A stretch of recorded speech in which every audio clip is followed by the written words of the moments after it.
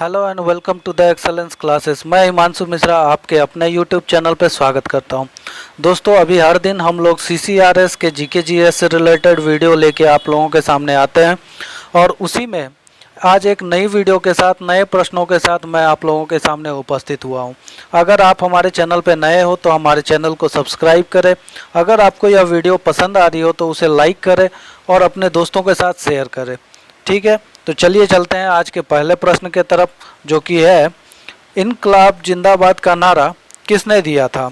जिसके ऑप्शन है चंद्रशेखर आज़ाद, सुभाष चंद्र बोस, भगत सिंह और इकबाल। तो इसका आंसर क्या होगा, वो हो जाएगा भगत सिंह। और भगत सिंह के बारे में जान लीजिए कि भगत सिंह जी ने 1929 में पहली बार यह कहा था। इस नारे का अर्थ होता है लॉन्ग लिव रिवॉल्यूशन, जिसका हिंदी में अर्थ क्या होता है तो क्रांति अमर रहे। 1929 में भगत सिंह और बटुकेश्वर दत्त ने केंद्रीय असेंबली बल में बम फेंका था, जिसके कारण उन्हें 23 मार्च 1931 को फांसी की सजा दी गई थी। और भगत सिंह को शहीद आजम के नाम से भी पुकारा जाता है। और भगत सिंह को फांसी सुनाने वाले न्यायाधीश का नाम क्या था, तो वो था जी.सी. हिल्टन। ठीक है दोस्तों, इसके बाद हमारा अगला प्रश्न क्या है, तो वो है आरबीआई किसका संक्षिप्त रूप है। जिसके ऑप्शन दिए गए हैं बैंकों का बैंक, एक निजी बैंक, एक सहकारी बैंक, एक वाणिज्यिक बैंक। तो आप लोगों को तो पता ही होगा कि जो आरबीआई है इसका फुल फॉर्म होता है रिजर्व बैंक ऑफ इंडिया। और रिजर्व बैंक ऑफ इंडिया को क्या कहा जाता है, बैंकों का बैंक। दैट मीन्स आंसर क्या हो जाएगा, ऑप्शन नंबर ए, बैंकों का बैंक। आरबीआई की स्थापना कब हुई, तो यह हुई थी, एक अमेंडमेंट आया था, एक एक्ट आया था 1934 भारतीय रिजर्व बैंक, यानी भारतीय रिजर्व बैंक अधिनियम 1934। उसी के अनुसार क्या हुआ था, 1 अप्रैल 1935 को आरबीआई की स्थापना की गई थी। और इसका राष्ट्रीयकरण कब किया गया था, तो वो किया गया था 1949 में। और इसका हेडक्वार्टर कहाँ है, तो वो है मुंबई में। ठीक है दोस्तों, इसके बाद हमारा अगला प्रश्न क्या है, ऐतिहासिक जलियांवाला बाग नरसंहार से मुख्यतः कौन संबंधित है। जिसके ऑप्शन है Lord Ripon, Lord Curzon, General Dyer और लॉर्ड डलहौजी। तो इसका आंसर क्या होगा, वो हो जाएगा जनरल डायर। हुआ क्या था कि 13 अप्रैल 1919 को अमृतसर के जलियांवाला बाग में हत्याकांड हुआ था। और यह कैसे हुआ, तो हुआ रॉलेट एक्ट के विरोध में। रॉलेट एक्ट के कारण कई सारे इंडियन लीडर्स जो थे उनको क्या किया गया था, गिरफ्तार कर लिया गया था। उसी में से अमृतसर के जो लोकल लीडर थे, जिनका नाम था सतपाल मलिक और सैफुद्दीन किचलू, उन्हीं की गिरफ्तारी के विरोध में एक सभा का आयोजन किया गया था। और उसी सभा पर, जो कि जलियांवाला बाग में हो रहा था, उस सभा पर क्या किया, जनरल डायर ने अंधाधुंध गोलियां चला दी थी। और इसी जलियांवाला बाग हत्याकांड के विरोध में शंकरन नायर जो थे, उन्होंने वायसराय की कार्यकारिणी परिषद से की सदस्यता से अपना इस्तीफा दे दिया। महात्मा गांधी ने केसरे हिंद की उपाधि लौटा दी, जमनालाल बजाज ने राय बहादुर की उपाधि लौटा दी और रविंद्रनाथ टैगोर ने सर की उपाधि वापस लौटा दी थी। आप लोगों को कई बार क्वेश्चन भी पूछा जाता है कि केसरे हिंद की उपाधि किसे प्रदान किया गया था, तो वो महात्मा गांधी को प्रदान किया गया था। और कई बार ऐसा भी सवाल पूछा गया है कि रविंद्रनाथ टैगोर ने जलियांवाला बाग हत्याकांड के विरोध में अपनी कौन सी उपाधि अंग्रेजों को वापस कर दी थी, तो वो सर की उपाधि वापस कर दी थी। ठीक है दोस्तों, इसके बाद हमारा अगला प्रश्न क्या है, तो वो है भारत के नियंत्रक एवं महालेखा परीक्षक किसके द्वारा नियुक्त किए जाते हैं। जिसके ऑप्शन है भारत के राष्ट्रपति, भारतीय रिजर्व बैंक के गवर्नर, प्रधानमंत्री और वित्त मंत्री। तो इसका आंसर क्या होगा, वो हो जाएगा भारत के राष्ट्रपति। भारत के राष्ट्रपति द्वारा ये भारत के नियंत्रक और महालेखा परीक्षक की नियुक्ति होती है और इनका कार्यकाल क्या होता है, तो वो 6 वर्ष या फिर उनकी उम्र जो 65 वर्ष हो वहीं तक होती है। या तो 6 वर्ष में वो अपने पद से हट जाएंगे या फिर अगर उनकी उम्र 65 साल हो जाए तो वो हट जाएंगे। ठीक है। और इनका वर्णन किस अनुच्छेद में किया गया है, यानी संविधान के किस अनुच्छेद में भारत के नियंत्रक एवं महालेखा परीक्षक के बारे में वर्णन किया गया है, तो वो किया गया है आर्टिकल 148 से लेके आर्टिकल 151 तक। इसके बाद हमारा अगला प्रश्न क्या है, तो वो है शब्द ग्रैंड स्लैम खेल किस खेल से संबंधित है, जिसके ऑप्शन है table tennis, volleyball, basketball, tennis. तो इसका आंसर क्या होगा, वो हो जाएगा टेनिस। ये जो ग्रैंड स्लैम है ये टोटली 4 ग्रैंड स्लैम होते हैं एक फाइनेंशियल ईयर में। ठीक है। और इन 4 ग्रैंड स्लैम को मिला के मेजर भी कहा जाता है। ठीक है दोस्तों। इसके बाद हमारा अगला प्रश्न क्या है, ऐतिहासिक कुतुब मीनार कहाँ स्थित है, जिसके ऑप्शन है हैदराबाद, नई दिल्ली, हावड़ा, औरंगाबाद। तो इसका आंसर क्या होगा, ये आप लोगों को पता है कि जो कुतुब मीनार है वो हमारा दिल्ली में है और यह ईंट से बना हुआ विश्व की सबसे ऊंची मीनार है जिसकी ऊंचाई 72.5 मीटर है। और इसका निर्माण कार्य कब शुरू किया गया था, तो वो 1193 में किसके द्वारा किया गया था, तो वो कुतुबुद्दीन ऐबक जो भारत के दिल्ली के प्रथम मुस्लिम शासक थे उनके द्वारा किया गया था।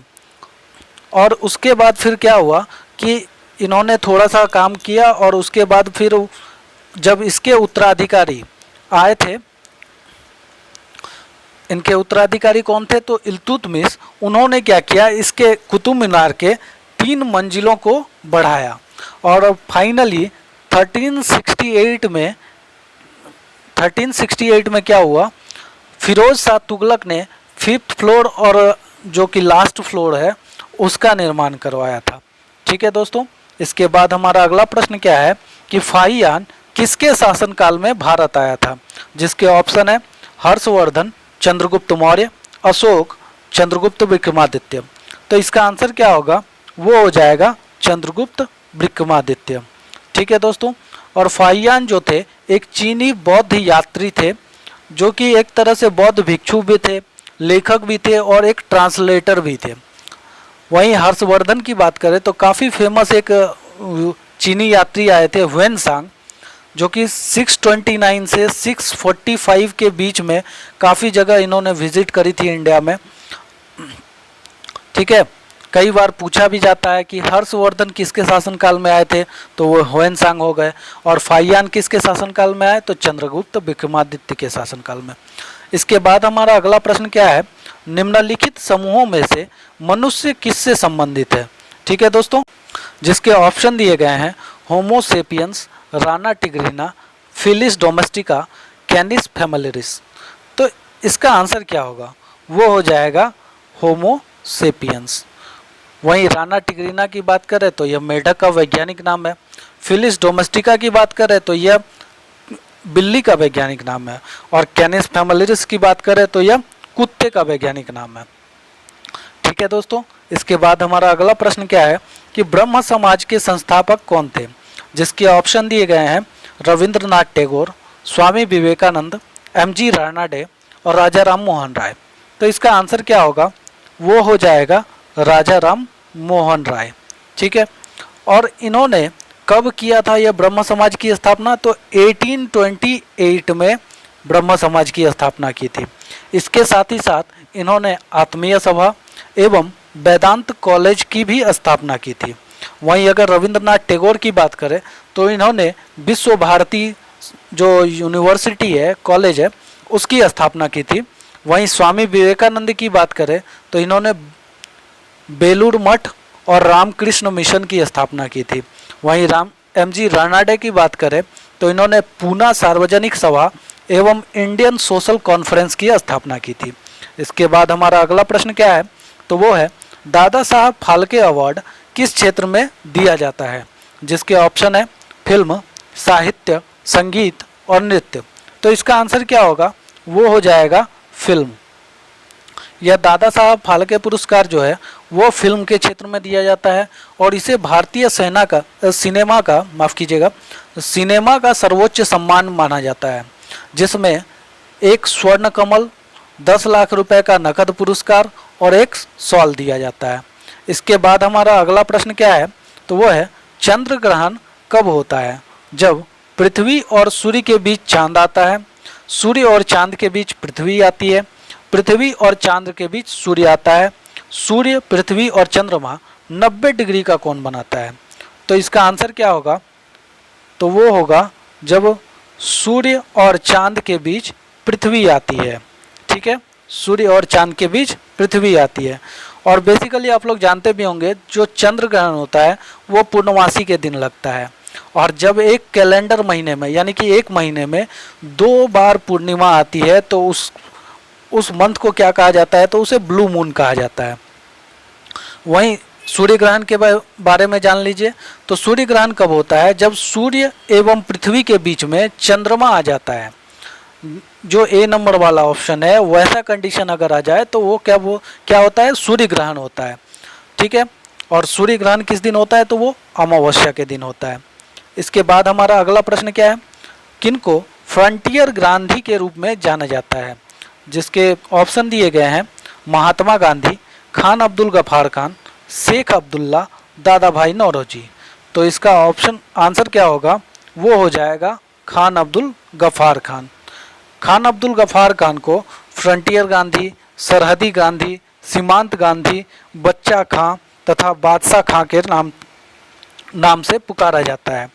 वहीं दादा भाई नौरोजी को भी एक उपाधि मिली थी, वो थी grand old man of India. ठीक है, इसके बाद हमारा अगला प्रश्न क्या है, भारत के राष्ट्रीय प्रतीक में उत्कीर्ण सत्यमेव जयते कहाँ से लिया गया है?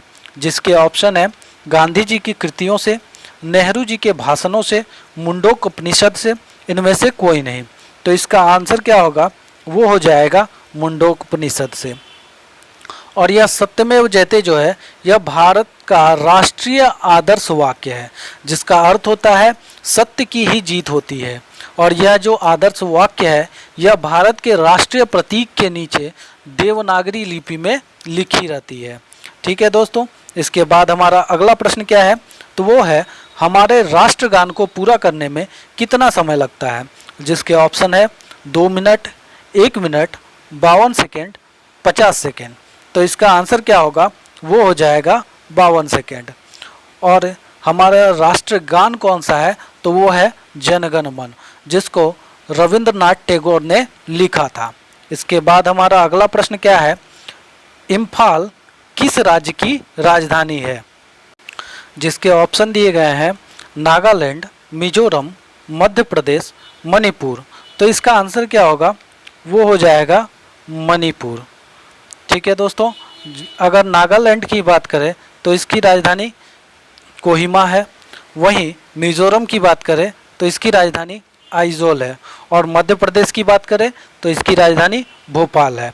ठीक है दोस्तों, आज के लिए बस इतना ही। कल फिर नए वीडियो में नए प्रश्नों के साथ आप लोगों के सामने उपस्थित होंगे। तब तक के लिए धन्यवाद।